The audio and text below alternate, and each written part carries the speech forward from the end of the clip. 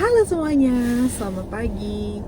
Apa kabar kalian semuanya? Semoga kalian semua sehat selalu dimanapun kalian berada. Sorry banget, udah agak berapa hari belakangan aku lagi kurang fit karena lagi batuk pilek. Soalnya kan lagi pancaroba ya guys, jadi sebelumnya winter, sekarang masuk spring. Cuma springnya tuh juga lucu, jadi nanti ada waktunya dia hangat, temperaturnya naik bisa sampai 18 derajat, terus tiba-tiba besokannya atau malamnya terus langsung minus gitu. Jadi itu yang bikin jadi gak enak badan, satu keluarga pada batuk pilek semuanya guys. Terima kasih untuk kalian yang selalu setia menonton video The Bebos di Kanada. Dan hari ini aku mau ngobrol-ngobrol santai, soalnya aku lagi di parkiran, lagi nungguin Daddy Bo lagi beli susu dan roti. Aku ditemenin sama Nathan sama Kathleen, cuma mereka lagi tidur guys. Kalau Matthew lagi di sekolah seperti biasa. Jadi aku mau ngobrol santai aja, bahas tentang sekolah di Kanada. Jadi ada beberapa DM, direct message yang masuk ke Instagram The Bebos di Kanada. Ada beberapa pertanyaan dari teman-teman semuanya. Aku mau bahas di sini. Sebetulnya aku udah bales ke mereka juga, udah jawab, tapi aku juga mau bahas di sini juga terkait dengan seputar studi di Kanada. Nah, ada pertanyaan yang masuk ke DM kami menanyakan perihal kira-kira berapa biaya untuk sewa tempat tinggal di Kanada, terutama di Toronto, karena aku tinggalnya di Toronto ya guys. Jadi aku hanya bisa share sepengetahuan kami, sepengalaman kami di daerah Toronto dan sekitarnya. Kalau di provinsi lain atau di kota lain kami kurang paham, tapi kalian bisa cek sendiri di Google gitu. Jadi kalian bisa cek di kijiji.ca, viewit.ca, nanti aku akan catat di sini. Dan juga kalian bisa cek juga di Facebook Marketplace. Itu biasanya aku juga suka dapat harga-harga yang lumayan terjangkau, terutama untuk student ya, yang on budget. Tapi balik lagi, kalau kalian sudah menyediakan budget tertentu untuk apartemen, untuk mungkin kondo, share kondo, atau mungkin untuk rumah or basement sekalipun, atau cuma kamar aja, pilihannya dari kalian. Jadi kalau kalian ada extra budget atau memilih tempat tinggal sesuai dengan budget kalian. Nah, aku mau spill untuk harga kamar di Toronto. Jadi sewa kamar di Toronto, nah biasanya kamar ini disewakan di rumah ya guys. Jadi satu rumah itu ada misalnya 5 kamar. Nah itu semuanya sharing basis. Jadi dari kitchen, dari laundry, kemudian dari kamar mandi, ruang tamu, atau even backyard pun kalau mereka sediakan landlordnya, itu biasanya sharing basis. Jadi semuanya sharing. Jadi kalian itu biasanya membayar kamar.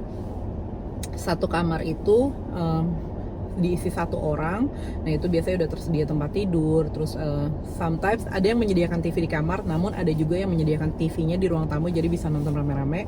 Kemudian yang basicnya itu biasanya ada tempat tidur, ada meja belajar, seperti itu. Nah kalau yang cuma kamar aja biasanya range-nya itu sekitaran dari harga 650 sampai 800 guys. Tapi balik lagi, kamarnya itu kalau 650-an itu biasanya kecil.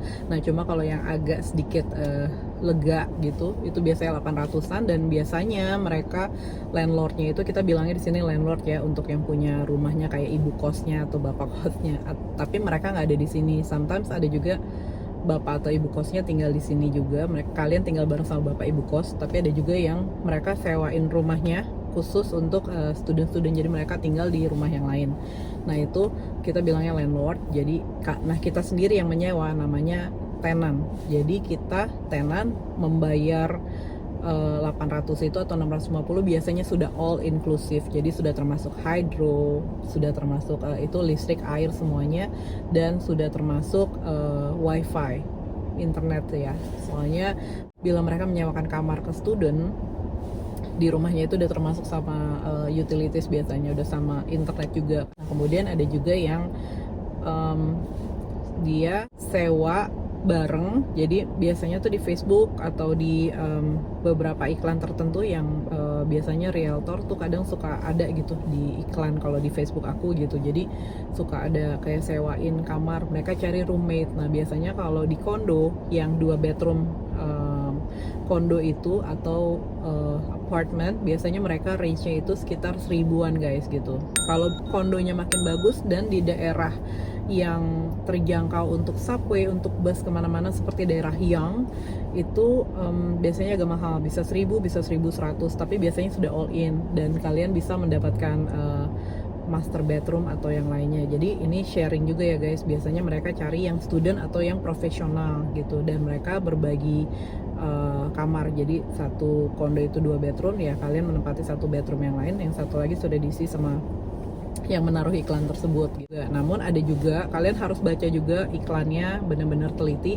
Ada juga yang bayar utilitiesnya ekstra, jadi kayak hydro itu ekstra. Biasanya kalau kayak harga biaya air dan heater itu biasanya udah satu building gitu, udah termasuk di building, paling kalian bayar ekstra hydro tuh seperti memasak kayak gas gitu ya, kalau pakai gas gitu untuk masak dan untuk yang lain itu hydro. Nah itu biasanya ada 50% atau 40% bayar seperti itu. Nah kemudian kalau untuk sewa di basement itu biasanya lebih sedikit terjangkau, harganya sekitar ada yang 650 atau 600 sampai 800-an juga guys. Jadi kalau di rumah itu biasanya lebih murah, cuma kalian sharing dengan beberapa orang. Namun ada juga yang satu apartemen itu suka diisi ada beberapa mahasiswa gitu, 4 atau 5 seperti itu. Nah itu biasanya sharing basis, jadi satu orang ini sewa satu apartemen yang 2 bedroom. Nah mereka biasanya begitu datang ke Kanada, mereka masuk sekolah, mereka kan berteman gitu, apalagi biasanya dari student-student tertentu yang mungkin berasal dari negara atau dari daerah yang sama.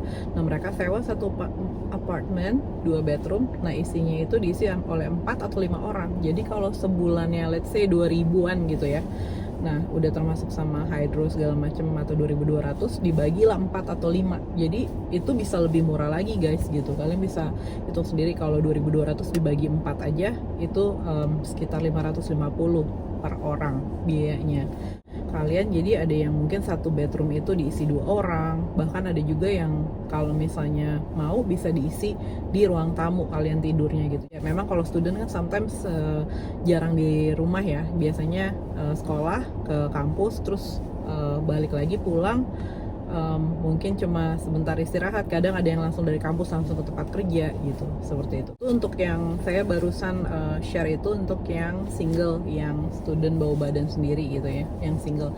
Nah untuk yang berkeluarga, yang sudah punya keluarga, apalagi membawa anak, kalian pasti pengen tinggalnya di apartemen ya gitu, atau di rumah gitu. Nah cuma kalau di rumah itu biasanya kalau di main floor, jadi kita tuh ada main floor, ada di basement. Nah kalau di main floor itu biasanya di atas 2000-an guys gitu, walaupun rumahnya bungalow yang 2 bedroom gitu ya. Jadi itu biasanya all inclusive, itu biasa 2000-an. Nah untuk di daerah Toronto dan sekitarnya, di Toronto GTA area. GTA itu apa? Great Toronto Area. Jadi Toronto itu ada yang kayak saya misalnya tinggalnya di North York, sebelumnya saya tinggal di Scarborough, itu masuk daerah Great Toronto Area. Jadi yang masih di kota Toronto, cuma wilayahnya namanya beda-beda, seperti East York, North York, Scarborough.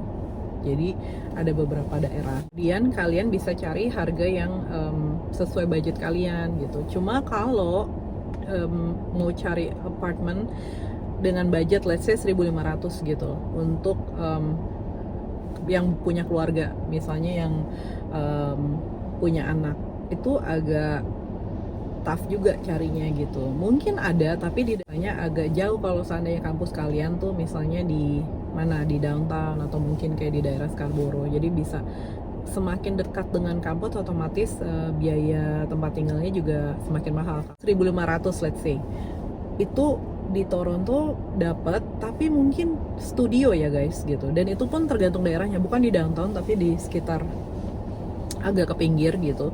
Nah itu mungkin studio, dan itu biasanya belum termasuk apa-apa guys, itu belum termasuk parking. Harga parking di Toronto itu sekitar, kalau di outdoor biasanya 50-75 dolar.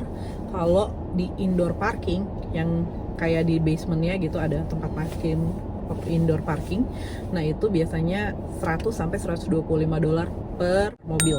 Kemudian belum termasuk hydro. Nah, belum termasuk juga laundry seperti itu guys. Jadi otomatis ekstra bisa 1.750-an per bulan. Itu juga kalian belum termasuk wifi. Jadi kalian harus sign up dengan provider yang menyediakan internet. Nah, itu biasanya ada yang internet itu sebulan 50 sampai 80 dolar. Nah, biasanya kalau studio itu lebih cocok untuk yang suami istri ya guys gitu, atau mungkin satu bedroom. Hanya satu bedroom di Toronto sekarang harganya itu udah 1.650 per unit. Itu yang biasa guys. Dan kalau mau yang agak nyaman itu biasanya 1.750 satu bedroom. Dua bedroom itu harganya udah 1.850 sampai 1.900 dan itu belum termasuk apa-apa. Kalau budget kalian di bawah 1.500 dolar per bulan dan kalian ingin udah all inclusive, pilihannya ya basement guys. Jadi di Toronto itu juga legal basement kita bilangnya yang sudah bagus guys, yang sudah sesuai dengan standar, sudah upgrade ya guys. Jadi di basement itu biasanya 1.500 itu tuh satu bedroom, terus sudah termasuk semuanya wifi, kalian nggak perlu bayar hydro lagi, terus sudah sama ada kitchennya, ada kamar mandinya juga gitu, dan kalian juga bisa sharing backyard, dan sometimes yang landlordnya itu biasanya juga menyediakan satu parking spot untuk kalian seperti itu. Namun kalau kalian beruntung dua bedroom dengan harga 1.500 atau 1.600 dolar, kalian bisa cek nanti di Google.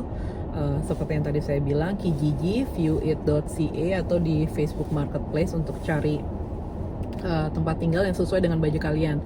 Kalau saya boleh saran, kalian fokus dulu aja dengan sekolah, datang ke sini dulu ya. Jadi visa udah di tangan, udah tinggal berangkat. Kalian cari Airbnb yang lokasinya dekat dengan sekolah kalian. Contohnya seperti ini. Misalnya sekolah kalian kampusnya di Centennial Scarborough, atau mungkin di Centennial Astonby yang di Eglinton Avenue East.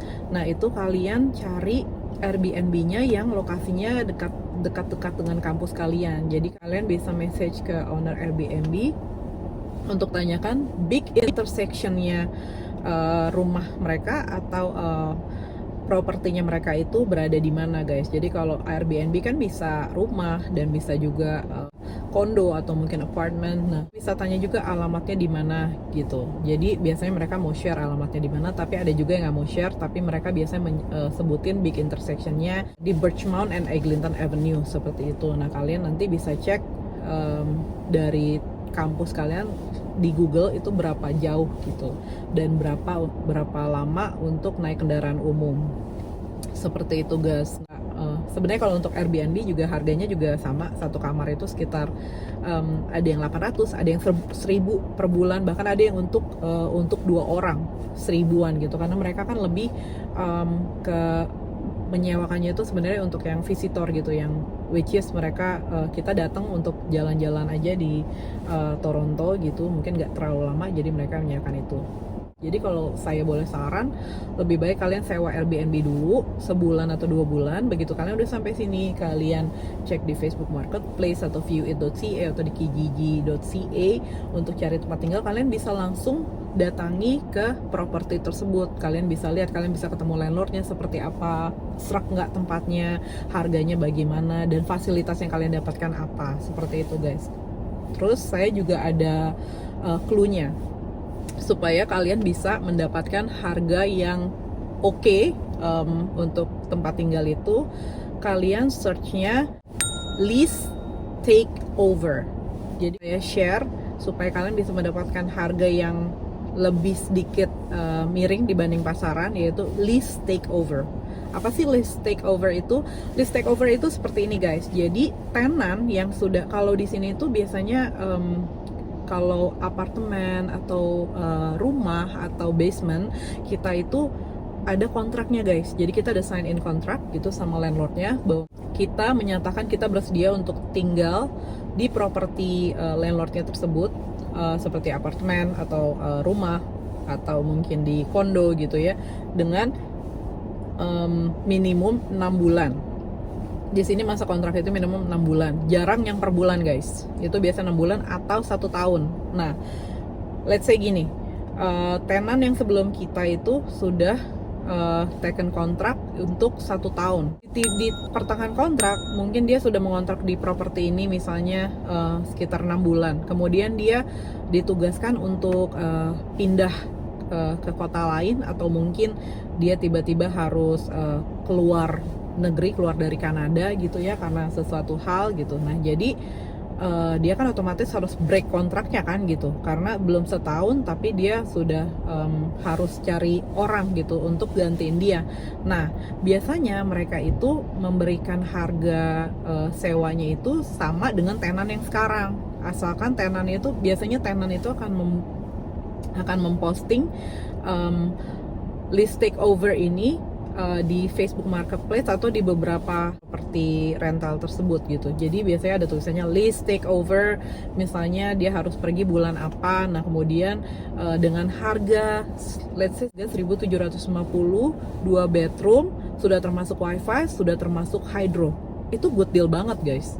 Kalian harus memastikan bahwa harga yang sekarang ini bisa dilanjutkan apabila kontraknya itu telah selesai gitu guys. Nah, biasanya owner itu akan akan approve untuk harga yang sama guys, karena cari tenan sekarang itu juga nggak gampang gitu. Bukan nggak gampang dalam artian emang nggak banyak ya, banyak banget orang yang datang ke Kanada tuh setiap bulan tuh udah pasti banyak banget gitu. Cuma sebagai landlord kita kan juga, atau homeowner kita kan juga pengen properti kita itu dirawat gitu, terus begitu bener yang kontrak ini membayar tepat waktu gitu. Jadi ada beberapa juga memang yang homeowner atau landlord ini menanyakan biasanya proof of ID.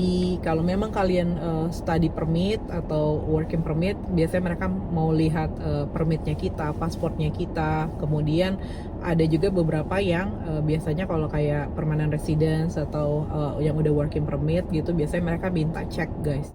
Dan di sini pun kita harus membayar first and last month. Itu membayar 2 bulan di muka. Kok bayar 2 bulan maksudnya gimana? Misalnya sebulannya let's say 1.500. Terus kita bayar first and last month. Jadi bayar ke landlordnya itu jumlah 3.000. Jadi Januari 2022 ke Januari 2023. Jadi 3.000 ya guys, first and last month. Karena pada saat kalian mau pindah, biasanya kan kalian harus ada 1 month notice ya, untuk kasih tahu ke landlordnya bahwa 1 bulan sebelumnya kalian mau pindah nih.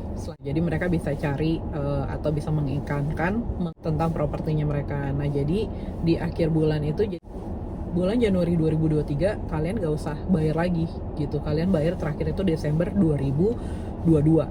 Tetap gak harus pindahnya di Desember, tapi kalian pindahnya di bulan Januari pun tidak masalah, karena kalian juga sudah membayar itu, ataupun di akhir Januari. Itu tadi clue-nya supaya lebih dapat harga yang oke, yang sesuai, itu lease takeover. Biasanya kalian akan dapat harga-harga yang lumayan dealnya bagus gitu. Dan bahkan tenan sebelumnya kadang malas juga bawa barang-barang propertinya itu mereka tinggal, jadi kalian bisa menggunakan, atau biasanya mereka menjual dengan harga miring guys. Jadi kalian bisa dapat yang lumayan bagus tapi harganya juga miring, dan kalian gak usah bawa-bawa langsung pakai seperti itu. Nah di sini pun kalau kalian misalnya mau menyewa apartemen atau kondo atau mungkin basement sekalipun, kalian harus make sure juga ke landlordnya bahwa ini kalian dapatnya kosongan, furnished atau unfurnished.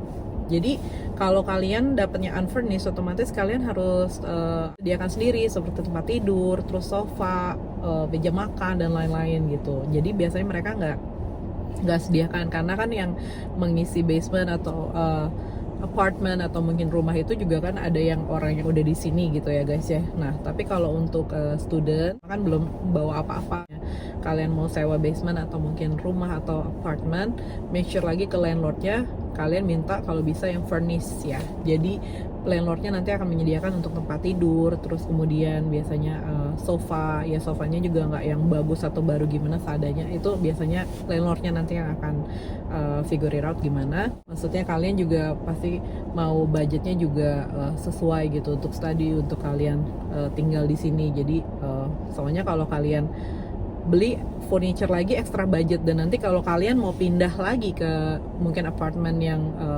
kalian dapat yang lebih nyaman, lebih dekat ke kampus atau dengan alasan lainnya, jadi nggak ribet juga guys, seperti itu. Jadi kalau untuk student, saya sarankan yang membawa keluarga, make sure ke landlordnya bahwa kalian mendapatkan furnish gitu. Jadi ada basic furniture ya, seperti tempat tidur, meja makan, terus sama mungkin sofa, TV. Tadi dari segi tempat tinggal. Ada juga yang bertanya, kalau misalnya kalian bawa pasangan, lalu pasangan kalian mau bekerja di sini, otomatis kan kalian on student visa, pasangan kalian berhak untuk mendapatkan work permit ya, seperti saya jelaskan sebelumnya, bahwa pasangan kalian bisa bekerja full time 40 jam bahkan lebih jika pasangan kalian mau gitu, dan kalian hanya boleh bekerja 20 jam saja.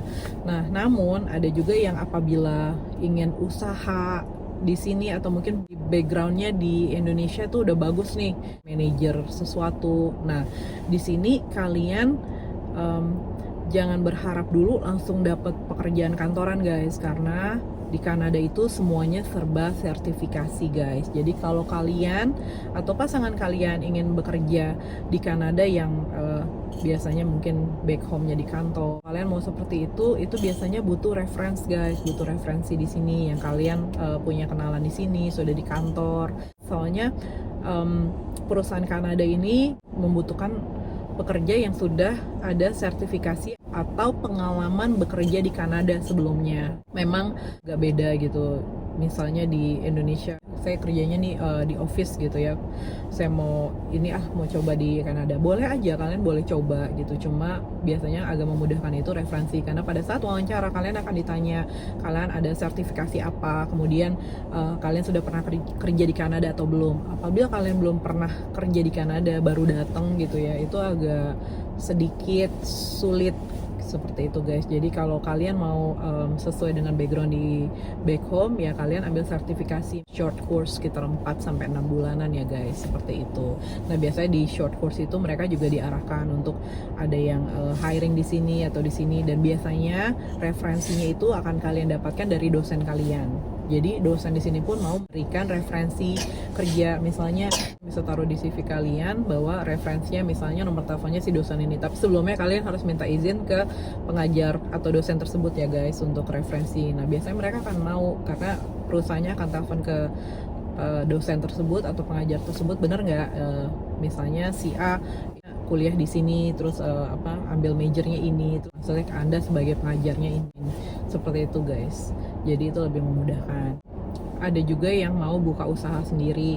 Nah, untuk buka usaha sendiri juga boleh, bagus, tapi kalian harus lihat juga karena di Kanada ini seasonal. Jadi kalau boleh saran, mungkin awal-awal kalian coba online bisnis dulu aja guys. Yang bisnis kalian itu berada di toko atau mungkin di kantor gitu. Nah, itu biasanya biaya sewanya itu lumayan mahal sekali guys. Kalau kalian misalnya membuka bisnis, mungkin online bisnis, nah itu considernya di sini juga self-employed, dan kalian tetap harus melaporkan pendapatan yang kalian dapatkan, dan itu kalau kalian memiliki bisnis online, nah itu namanya self-employed, karena kalian yang jadi owner dari bisnis kalian tersebut. Dan untuk topik obrolan kita yang terakhir kali ini, saya mau memberikan info terkait dengan work permit untuk pasangan kita setelah kita selesai studi di Kanada. Sekolah di Kanada itu sesuai dengan info di www.canada.ca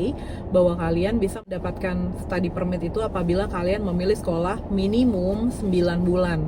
Yang minimum yang 9 bulan di Kanada, di sekolah di Kanada. Nah, jadi apabila kalian memilih sekolah yang 1 tahun, kalian berhak untuk mengajukan postgraduate work permit, dan kalian akan mendapatkan 1 tahun work permitnya ya guys.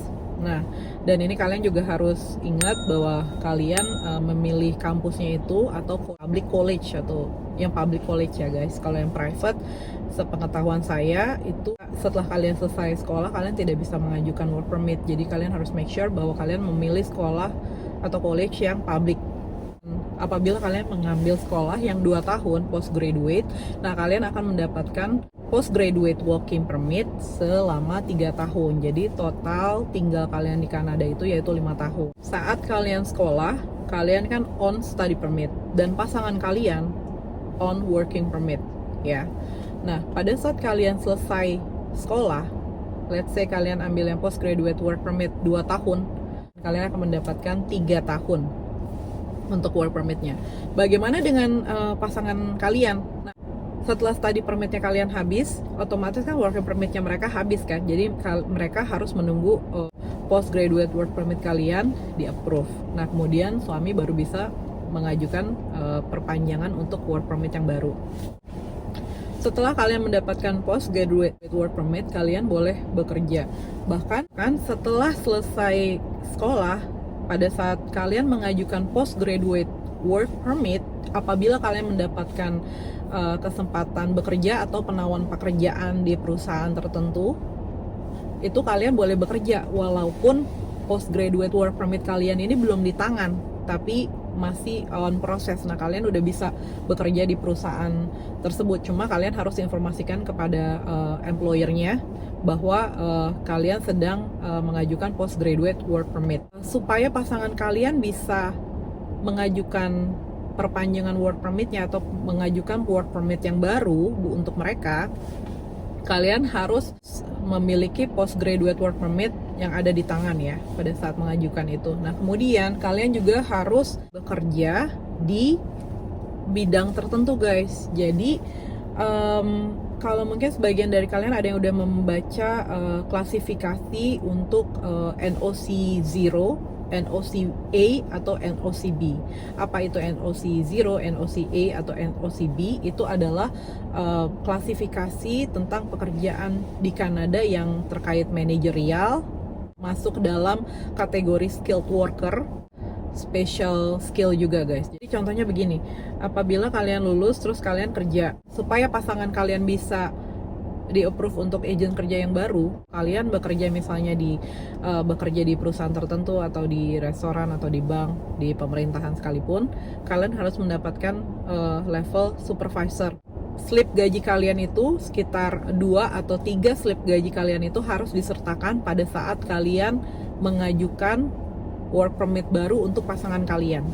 Seperti itu guys. Jadi memang agak tricky dan agak challenging gitu. Soalnya kan mungkin orang mikir fresh graduate bisa langsung jadi supervisor di Kanada, itu kan gak gampang ya guys gitu. Nah, kalau memang kalian ada relasi atau ada reference seperti saya bilang, kalian bisa bekerja langsung sebagai mungkin kalian punya teman di sini, lalu mereka di tempatnya sedang mencari supervisor dan kriteria yang mereka cari itu sesuai ada pada diri kalian, itu juga why not gitu. Jadi kalian bisa mengisi posisi tersebut, biasa itu by reference ya guys gitu. Namun ada juga yang by skill worker, jadi kalian bisa bekerja sesuai dengan major kalian, misalnya culinary, contohnya di cook. So, kategori skill worker itu yaitu cook, chef ya, butcher untuk yang motong-motong daging segala macam, terus plumber, electrician, itu salah satu masuk yang skill worker, dan seperti pastry chef, seperti itu guys. Nah, namun kalau seandainya kalian majornya misalnya di marketing atau mungkin bank atau mungkin di yang berbeda dari yang skill worker tadi seperti cook atau yang bekerja terkait di kitchen, gimana caranya untuk dapetin level supervisor pada saat melamar pekerjaan pertama kali? Memang agak challenging ya guys gitu. Namun kalian bisa kok, nggak harus bekerja sesuai dengan bidang sekolah kalian. Jadi kalau kalian untuk mengajukan work permit yang baru untuk pasangan kalian, jadi kalian mau nggak mau harus bekerja di NOC 0, NOC A atau NOC B. Kalian bisa cek di www.canada.ca apa-apa saja itu NOC 0, NOC A, NOC B, seperti itu guys. Jadi, kalau kalian misalnya backgroundnya marketing atau yang lain-lain, nah kalian bisa bekerja di restoran atau mungkin di hotel seperti itu. Jadi tidak harus supervisor, tapi seperti saya bilang tadi bisa skill worker kayak chef atau mungkin butcher atau mungkin assistant cook. Itu adalah skill worker. Pasangan kalian bisa eligible untuk memperpanjang work permitnya. Nah, sekarang Daddy Bo sudah selesai belanja.